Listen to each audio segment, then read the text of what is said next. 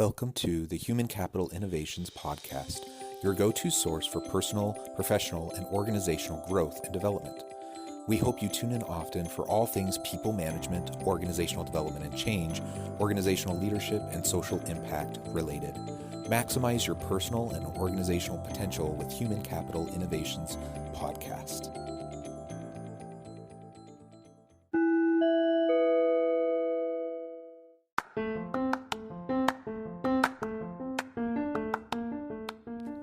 Welcome to the Human Capital Innovations Podcast. In this HCI podcast episode, I talk with Deborah Burns about having a writer's mindset and how it can inspire professional growth.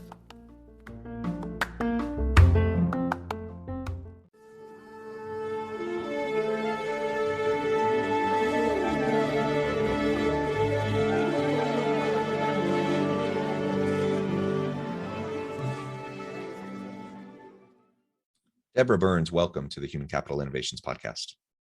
So nice to be here, John. Thank you. Yeah, it's a pleasure to be with you. Thank you for joining me and taking time out of your busy day to share your insights with my listeners. Today, we're going to be focusing on having a writer's mindset and how it can inspire professional growth, both in our own professional lives as we're trying to develop ourselves into better, more effective leaders, but also how do we adopt that kind of a mindset as we're trying to help those on our teams also develop professionally. So that's what we're going to be exploring together today. As we get started, I just wanted to share Deborah's bio with everybody. Deborah Burns is a former Women's Media Chief Innovation Officer turned author and business storytelling expert. Throughout a career fueled by invention and reinvention, she's led brands, transformed clients, and took a creative detour that led to the award-winning memoir, Saturday's Child. Now, Deborah helps businesses and people invent and reinvent their companies, careers, and lives. Her second book, Authorize It, Think Like a Writer to Win at Work and Life, joins her virtual corporate workshop and online course to nurture talent, inspire personal and professional development, and help everyone live up to their potential with more successful careers. I love it. I love everything about your background and what you're doing and how you're trying to help others live more meaningful and productive lives. Anything else you would like to share with listeners by way of your background before we dive on in?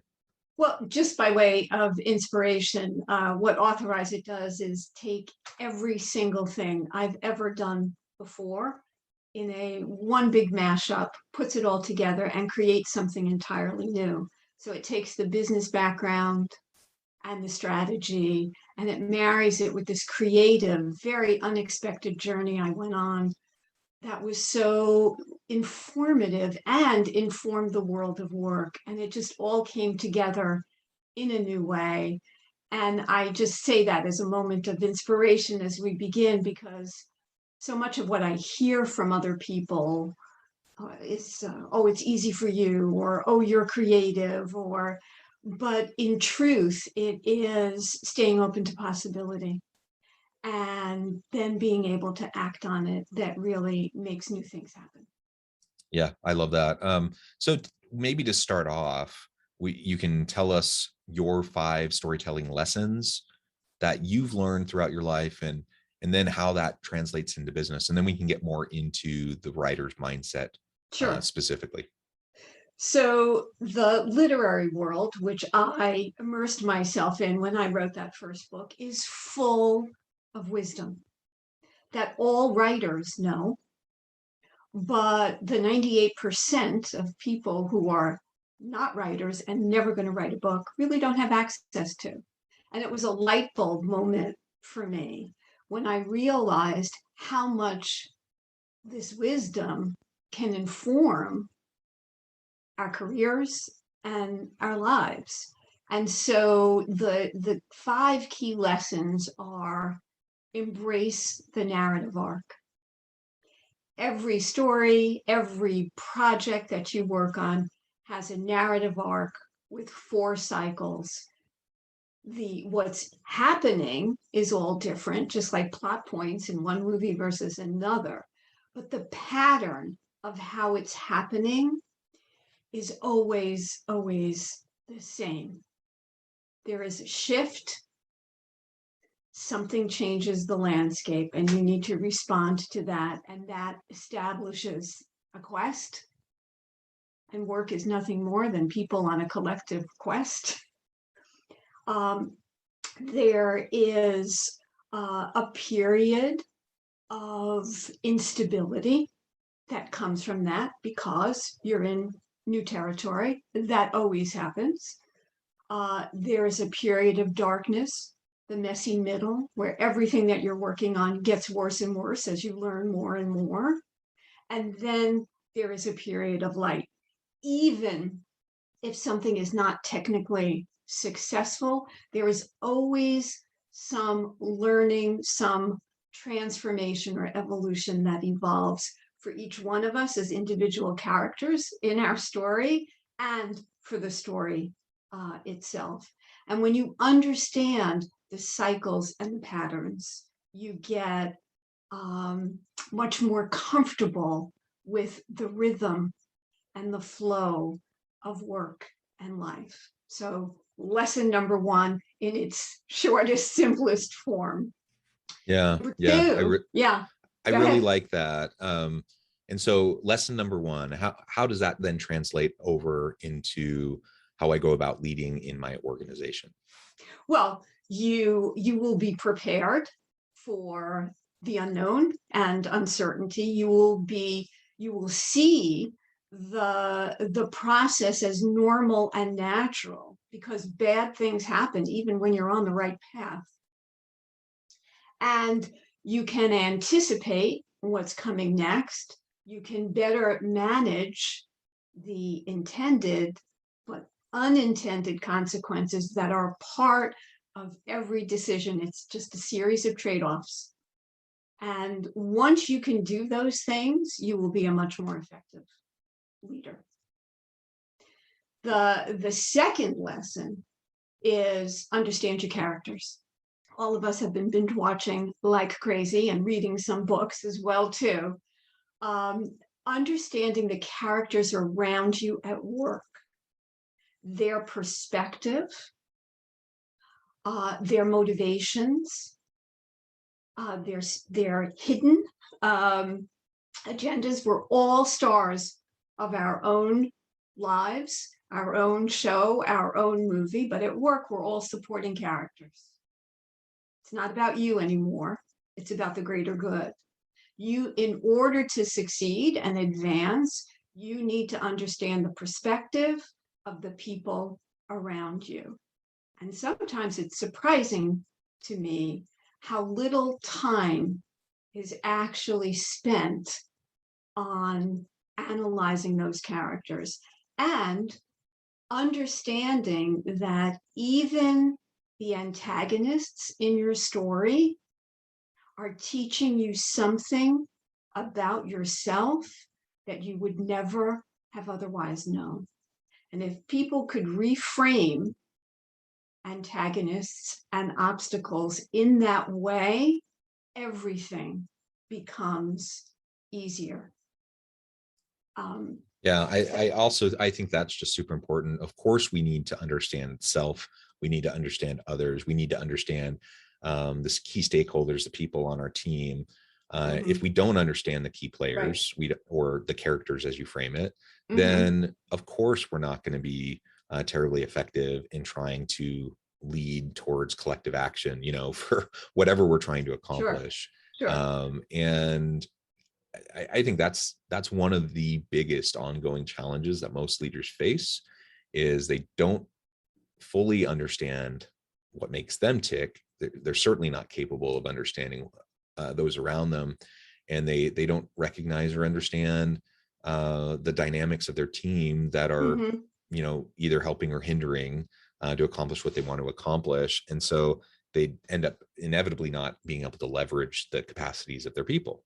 And that's what we all want. And so just knowing the characters and those individuals at play who are participating, collaborating as part of the team, that's Mm-hmm. essential in order to move things forward in a positive way. It's absolutely essential, as is the third lesson, which is welcome conflict. It ties a little bit to my point about antagonists in your story. A story without conflict is not a story.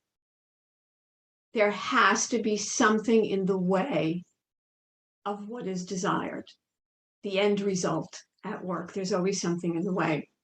So instead of looking at conflict as bad, and instead of trying to avoid it at all costs, you have to take it into your life and see how it's making the end product better. Part of this is also understanding perceptions, imperceptions, and misperceptions, because the whole story is never visible. It is always beyond your grasp. And developing those soft skills that help you to read into situations and between the lines and deal with conflict in a way that is healthy and mitigates it but doesn't eliminate it, makes you the best kind of leader and the best kind of teammate and coworker. So that's lesson number 3, which comes directly from the world of storytelling. There must be conflict. Perfect. Yeah. And, you know, we live in a world, like you said, people like this sense of faux certainty. They like faux, for sure. Yeah. And they like this sense of, you know, everyone's getting along. And so there are lots of people who just are completely avoid any sort of conflict. They're going to put a smile on their face. But does that mean conflict isn't really there? Of course not. Like it's passive aggressive, it's bubbling under the surface. Like conflict is inevitable. It's always there. The question is it there out in the open where you can do something with it? Or is it kind of behind the scenes, hidden, where people are silently kind of undermining each other? And so just recognizing, you know, that there's a lot of really positive functional conflict that needs to occur in order for you to get to good ideas, to get to good conclusions.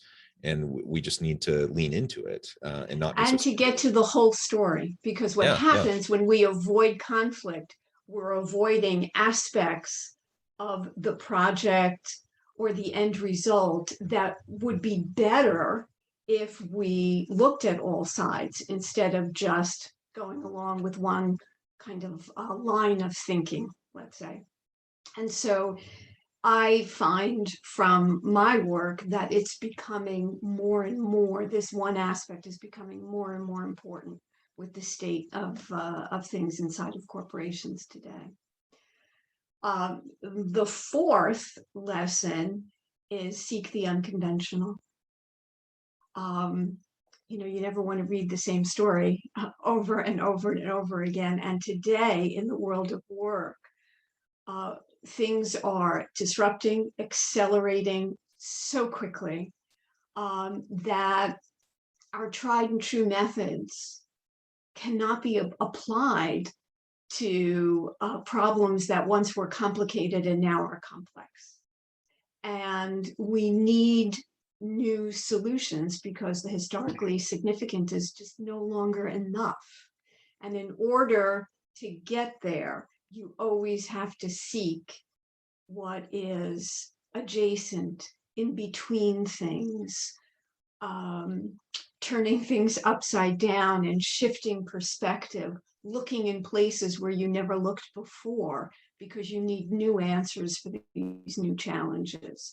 So seeking the unconventional, being informed by history, but seeking what's required now is critically important to advancing one's career and getting you positioned as a big picture thinker, but also for leaders inside of companies that want to get that company to the next level.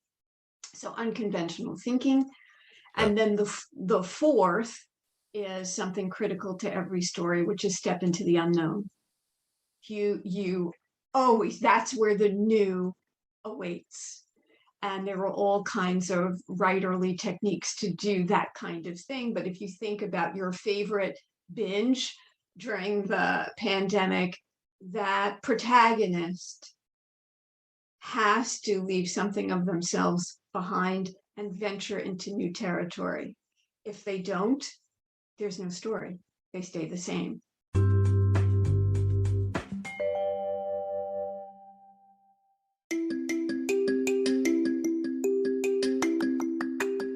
I'm excited to announce the publication of my new book from HCI Press, Bluer Than Indigo Leadership: The Journey of Becoming a Truly Remarkable Leader.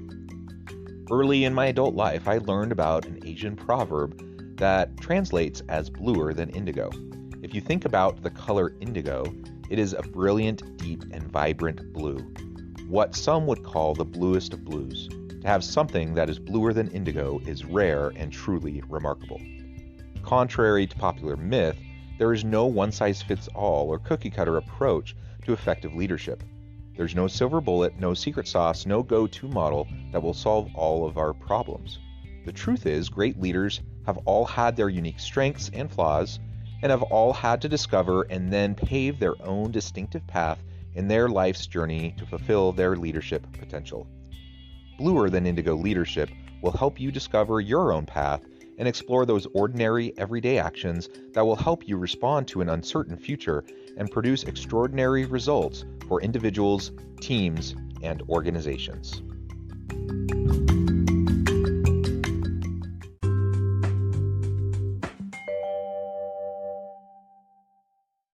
And so we're all on this character arc where we're evolving with our experiences and everything that we do, and emerge better on the other side, deeper and richer in every possible way.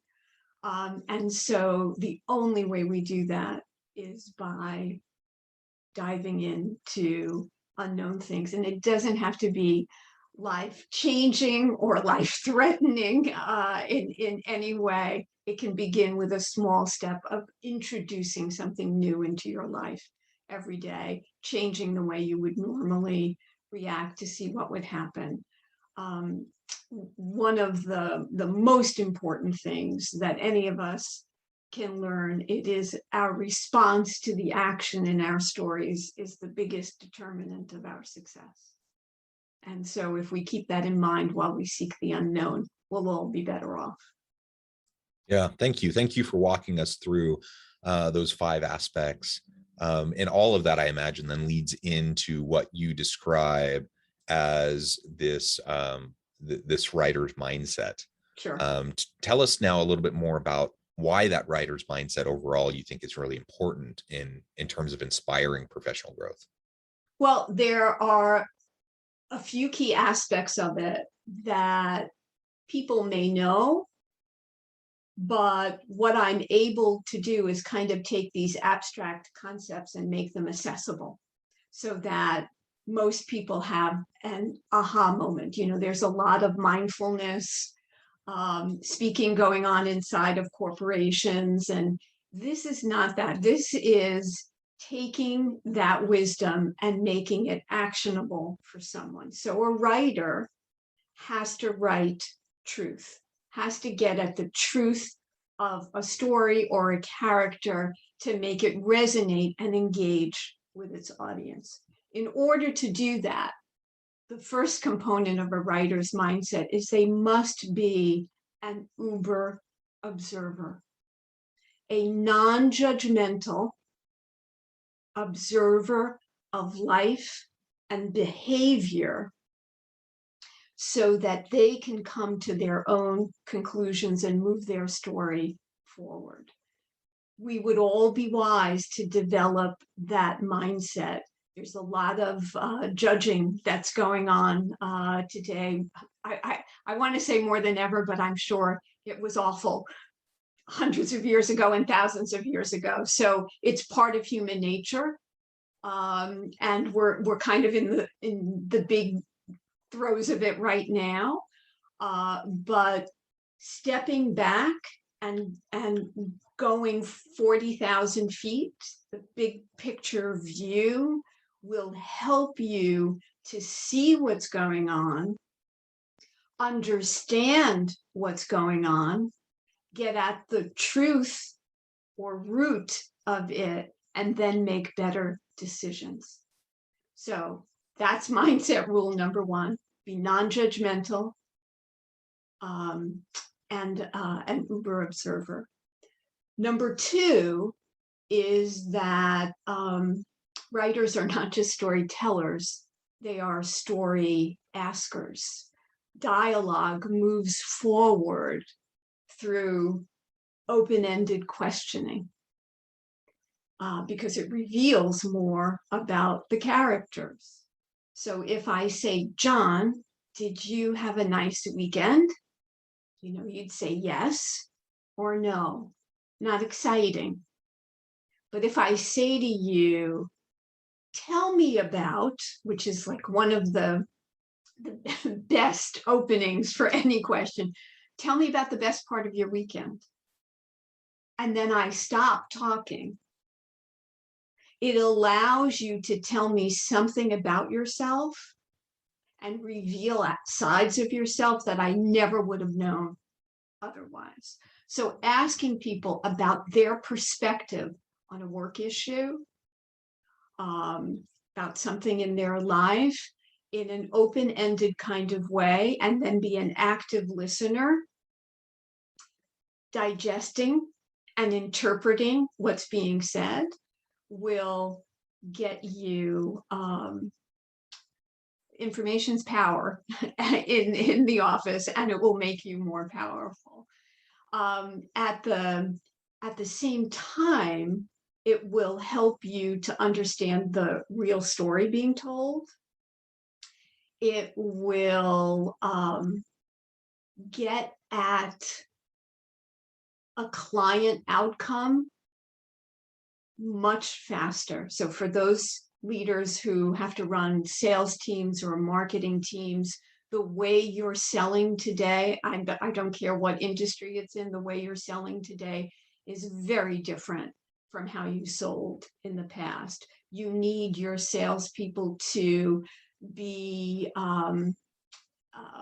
right in the moment of the conversation with the client, to have done their prep work, to ask the right questions, and to be able to, in the moment of that conversation, take in what the client is saying about their challenges or whatever is going on, and be able to twist that into opportunities.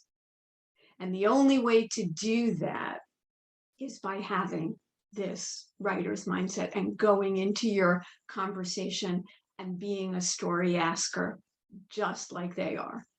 It's all a balance. You can't ask question after question after question, but that's about boundaries, not about the concept. So being a story asker.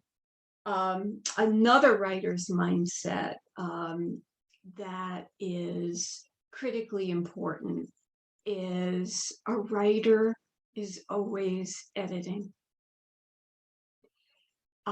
We must see our work as incomplete, in a flow, in a process of being refined constantly, just like the writer tweaks that scene, that paragraph, that line for an hour.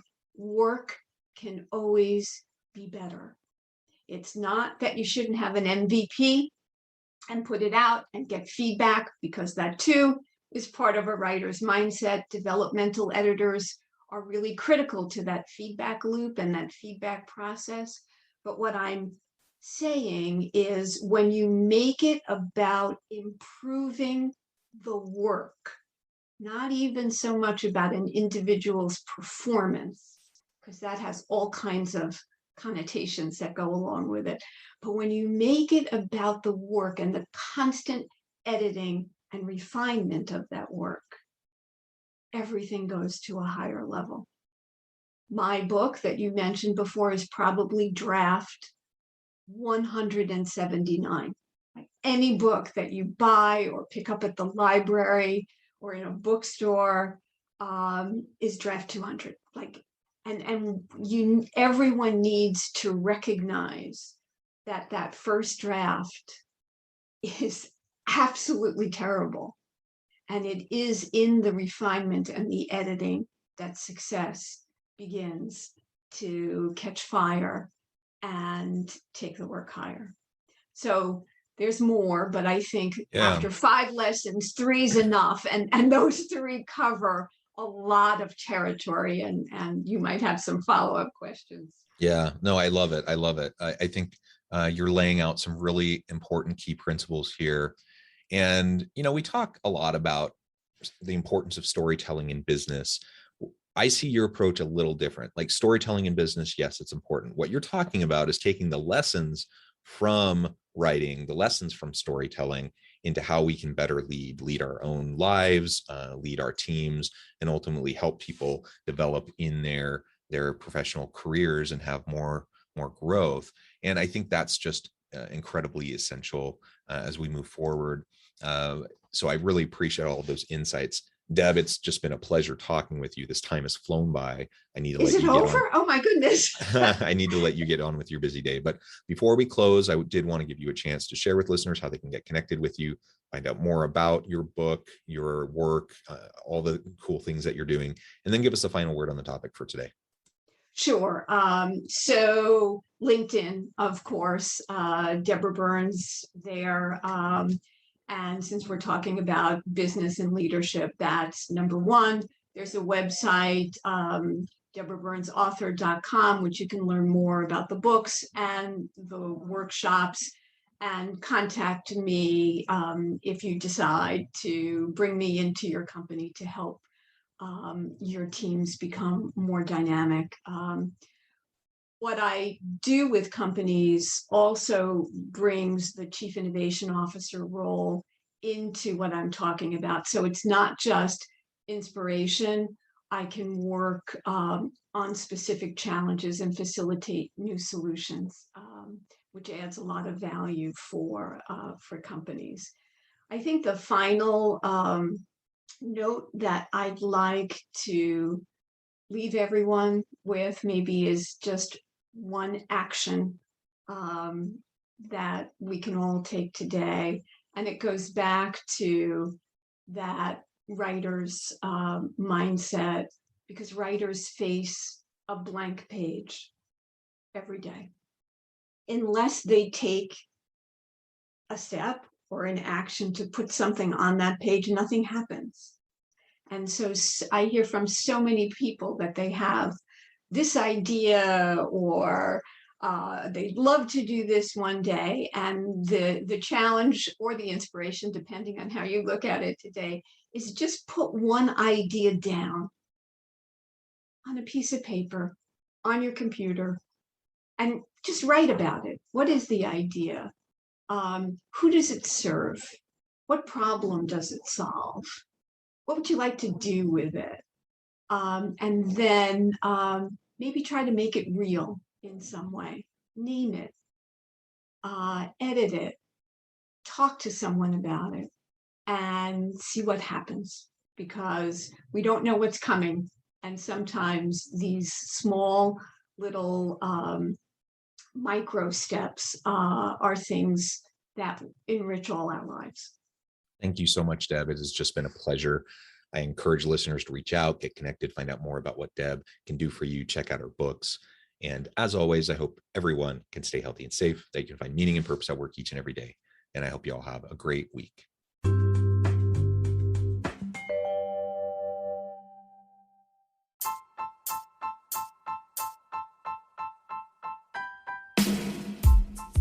The alchemy of truly remarkable leadership. Ordinary, everyday actions that produce extraordinary results. Consider how the nature of work has shifted over the past 50 years. With increased globalization, rapid technological advancement, and the shift in economic composition, the average job of today looks very different than the average job of 50 years ago. What will the jobs and organizations of tomorrow look like? Moreover, what does this all mean for organizational leaders? What are the core competencies and capabilities of organizations and their leadership that are prepared for continued disruption and geopolitical and socioeconomic shifts? Regardless of what the future holds, increasingly, leaders need to be socially minded, data-driven, decisive, champions of talent, and disruptors of the traditional notions of leadership, teams, organizations, and work. The alchemy of truly remarkable leadership will will help you to explore your own leadership competencies and capabilities and consider ways to apply and implement them into your workplace and personal life.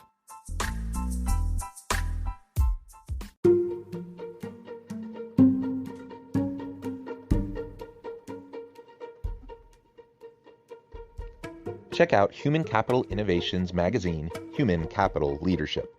Human Capital Leadership is a free, interactive e-magazine with the mission to help individuals, leaders, and organizations find innovative approaches to maximize their human capital potential. We publish issues quarterly in August, November, February, and May.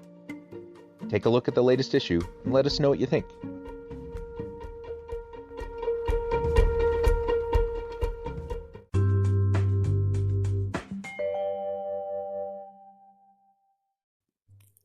Thanks again for joining us for this episode of the Human Capital Innovations Podcast. I hope you stay healthy and safe and that you have a great week.